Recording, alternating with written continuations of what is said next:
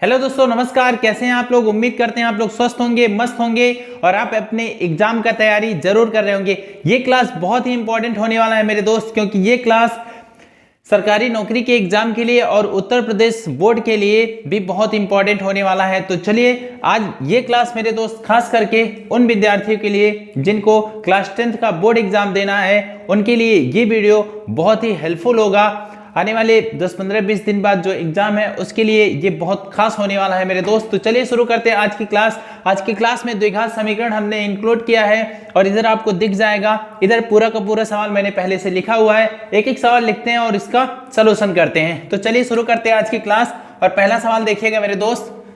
सबसे पहले द्विघात समीकरण जानिए होता क्या है। द्विघात समीकरण मेरे दोस्त किस तरह रहता है। द्विघात समीकरण के लिए ax² प्लस bx प्लस सी बराबर 0 के रूप का होना चाहिए। a is not equal 0, a 0 नहीं होना चाहिए। और क्या होना चाहिए? ax² उसके बाद प्लस bx हो सकता है बराबर 0, ax² उसके बाद प्लस का c हो सकता है। मतलब ये भी द्विघात समीकरण है, इस रूप का भी द्विघात समीकरण है, इस रूप का भी द्विघात समीकरण है। तीनों रूप का मेरे दोस्त द्विघात समीकरण है।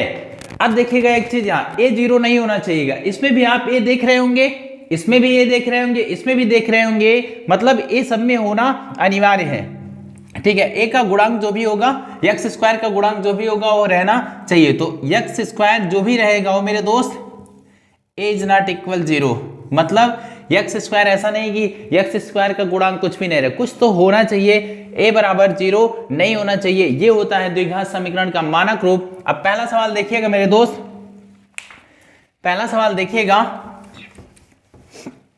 चलिए, बहुत अच्छा सवाल है पहला। इसका मैं दोनों तरीका बता रहा हूं, एक बार गुणनखंड विधि, एक बार सूत्र से बताएंगे। जो आपको अच्छा लगेगा वही प्रयोग करिएगा।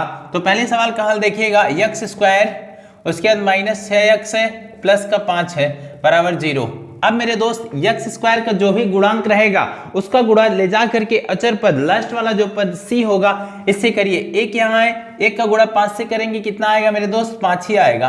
अब इस 5 के बारे में दो नंबर आपको सोचने हैं। इस 5 के बारे में दो नंबर ऐसे सोचिए जिनको गुणा करने पे 5 पर यहाँ प्लस लगा है ना, यहाँ पे लगा है प्लस, तो जोड़ने पे 6 आना चाहिए। क्या हो जाएगा गुणनखंड? मतलब 5 गुणे 1, 5 एकम कितना हो गया? 5, और 5 प्लस 1 कितना हो गया? 6। तो 5 के दो गुणनखंड कौन कौन हो गए? 5 और 1 हो गया।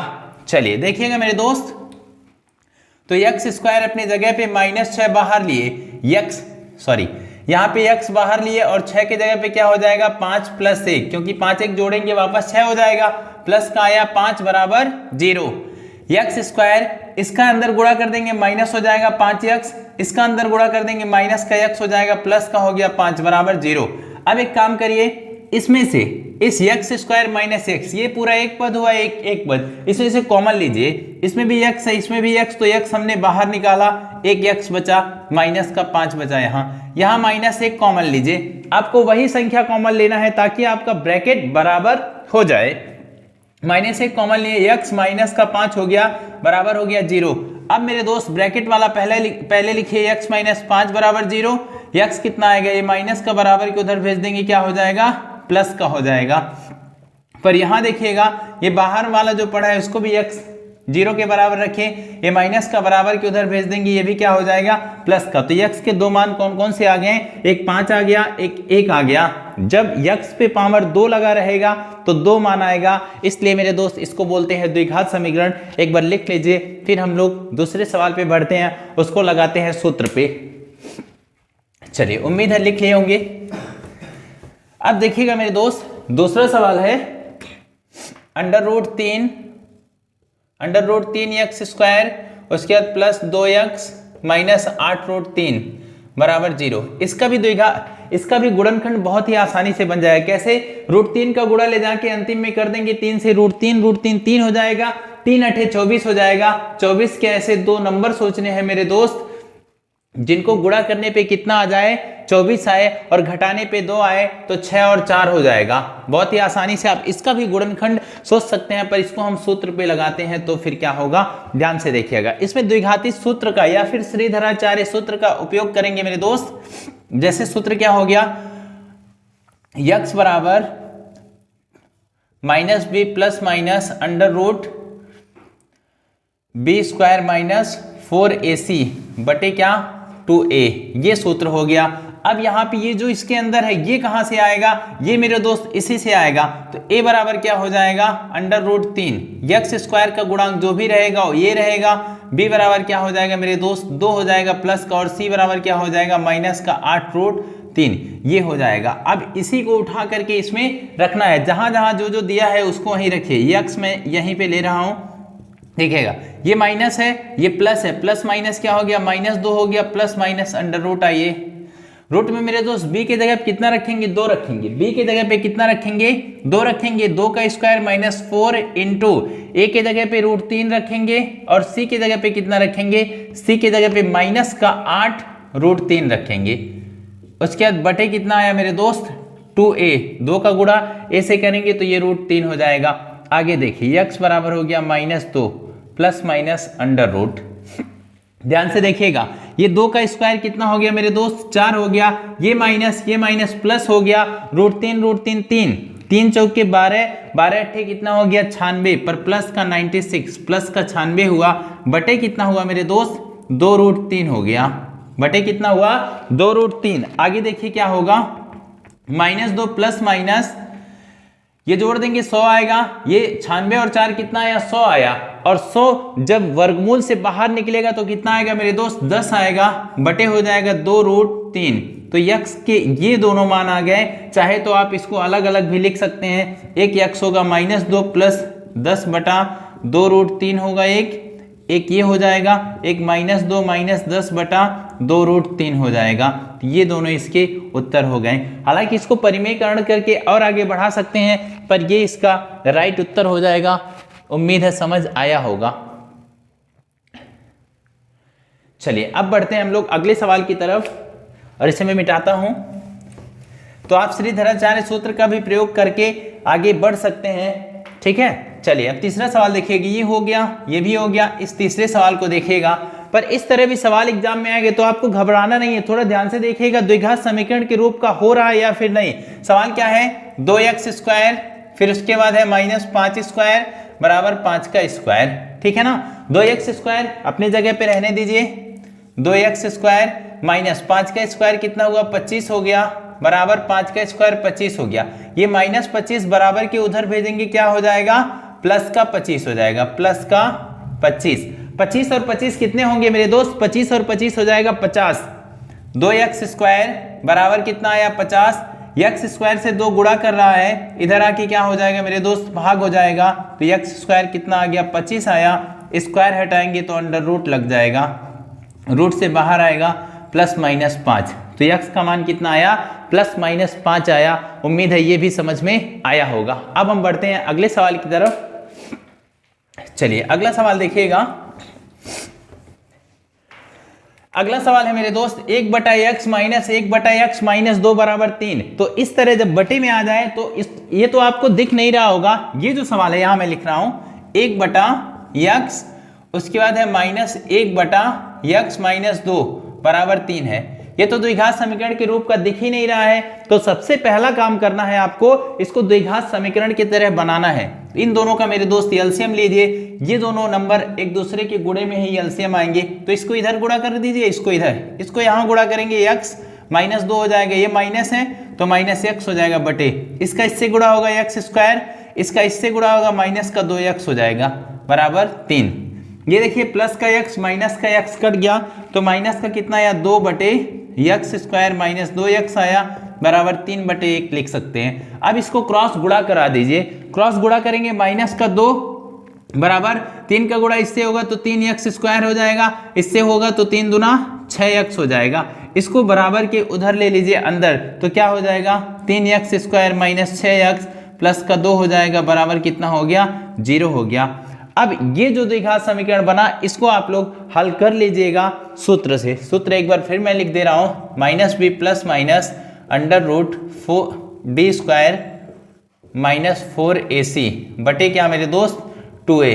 इस सूत्र के प्रयोग से इसको आप आगे लगा लीजिएगा, ठीक है। अब हम बढ़ते हैं अगले सवाल की तरफ। चलिए मेरे दोस्त अगला सवाल देखिएगा।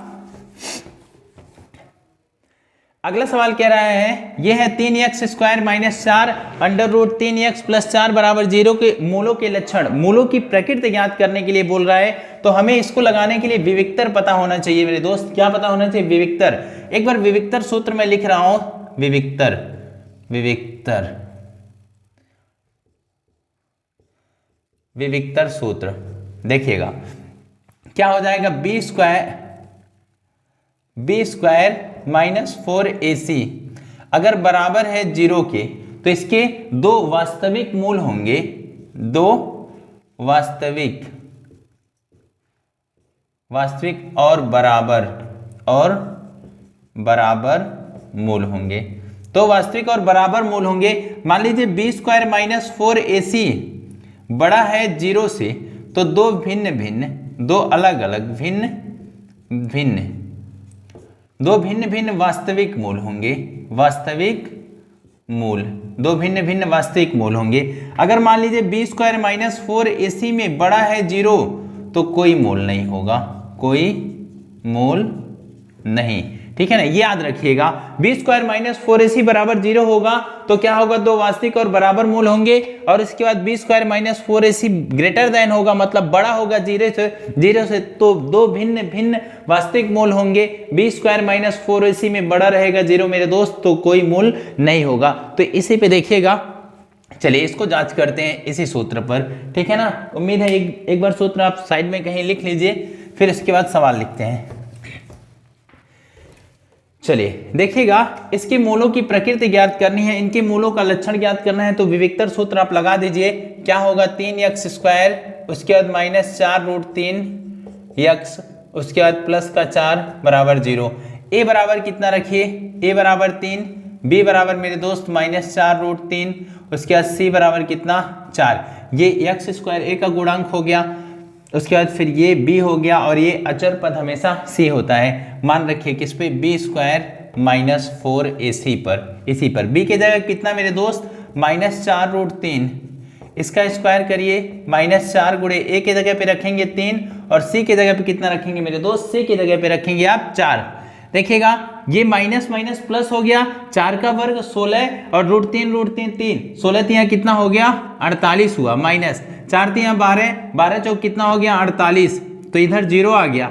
ये बराबर 0 के हो रहा है, 0 बराबर 0 हो गया, तो दो बराबर, इसकी मूलों के लक्षण कैसे होंगे, दो बराबर और वास्तविक मूल होंगे। इसका उत्तर होगा दो बराबर व वास्तविक मूल, दो बराबर और वास्तविक मूल होंगी। क्यों? क्योंकि बी स्क्वायर माइनस 4ac बराबर 0 के रूप का है। क्यों मेरे दोस्त, बी स्क्वायर माइनस 4ac बराबर है किसके, 0 के बराबर है, इसलिए दो बराबर व वास्तविक मूल होंगे। अब बढ़िए अगले सवाल की तरफ। अगला सवाल है मेरे दोस्त, ये बोल रहा है 3x² माइनस 12x प्लस के बराबर 0 के मूल बराबर हों। जब मूल बराबर रहेगा तो आपको किस सूत्र पे रखना है। देखिए सवाल क्या है, 3x² है, माइनस का 12x है, उसके बाद प्लस के बराबर 0। इसके मूल बराबर है तो k का मान ज्ञात करना है। बराबर मूल रहेगा मेरे दोस्त, तो इस पे बी स्क्वायर माइनस 4ac बराबर 0 के, तो a बराबर क्या हो जाएगा 3 हो जाएगा, b बराबर माइनस का 12, c बराबर हो जाएगा k। अब यही उठा के यहाँ रखना है, बी स्क्वायर की जगह माइनस का 12 रखिए, माइनस का 12 का स्क्वायर हो गया, उसके बाद 4 गुणे यहाँ पे 3 और c की जगह पे k बराबर हो गया 0। 4 का वर्ग 12 का वर्ग कितना हुआ मेरे दोस्त 144 हो गया, माइनस 4 तिया 12, उसके बाद k बराबर 0। यहाँ से 12 कॉमन ले लेंगे तो 12 माइनस k बचेगा बराबर 0। इस 12 को उधर भेज देंगे 0 हो जाएगा, तो 12 माइनस k हो जाएगा बराबर 0। k को बराबर के उधर भेजेंगे तो k बराबर यहाँ क्या आ जाएगा, k बराबर आ जाएगा यहाँ पे 12। उम्मीद है ये बात भी आपको समझ में आई होगी, ठीक है। अब बढ़ते हैं हम आज के आखिरी सवाल की तरफ। आज का आखिरी सवाल है मेरे दोस्त, द्विघात समीकरण के मूल ज्ञात करें। द्विघात समीकरण ज्ञात करें, द्विघात समीकरण ज्ञात करें। ये क्वेश्चन है मेरे दोस्त, द्विघात समीकरण ज्ञात करें जिसके मूल 5 व 4 हैं। मूल दिया है, x के दोनों मान दिए हैं, एक x दिया है 5, एक x दिया है मेरे दोस्त, एक यक्स दिया है 4, यक्स के दोनों मान दिए हुए हैं, द्विघात समीकरण ज्ञात करना है। तो इसके लिए एक सूत्र आप याद रखिएगा, मैं यहां लिख रहा हूं द्विघात समीकरण सूत्र, x square minus x under root मूलों का योग, मूलों का योग, उसके बाद प्लस मूलों का गुणनफल, मूलों का गुणनफल, याद रखिएगा। अब इसी सूत्र पे आप रख लीजिए, द्विघात समीकरण आ जाएगा, यक्स स्क्वायर अपनी जगह माइनस यक्स, मूलों का योग, इन दोनों को जोड़िए 5 + 4, उसके बाद मूलों का गुणनफल 5 × 4 बराबर रख दीजिए 0, यक्स स्क्वायर यहाँ 5 4 9 हो गया, तो माइनस का 9 यक्स हो गया, कितना हो गया 9 यक्स हो गया, प्लस 5 चौक 20 हो गया बराबर 0। ये आपका द्विघात समीकरण हो गया। उम्मीद है ये समझ आया होगा। यक्स स्क्वायर माइनस यक्स, कहीं कहीं ये मूलों का योग की जगह अल्फा प्लस बीटा प्लस मूलों का गुणनफल अल्फा इंटू बीटा दिया रहता है, तो आप घबराइएगा नहीं, इस प्रकार आप बहुत ही आसानी से इसको हल कर सकते हैं। तो ये था मेरे दोस्त आज का क्लास, उम्मीद है आप लोगों को बहुत अच्छा लगा होगा। आपके एग्जाम में एक क्लास बहुत ही हेल्पफुल होगी, ईमानदारी से मेहनत से पढ़ते रहिएगा, क्योंकि एग्जाम का परिणाम ही बताता है मेरे दोस्त आपने मेहनत किया कितना किया है। ठीक है, चलिए मिलते हैं अगले वीडियो में, आज के लिए बस इतना ही, धन्यवाद। स्वस्थ रहिएगा, मस्त रहिएगा, अपना ख्याल भी रखिएगा।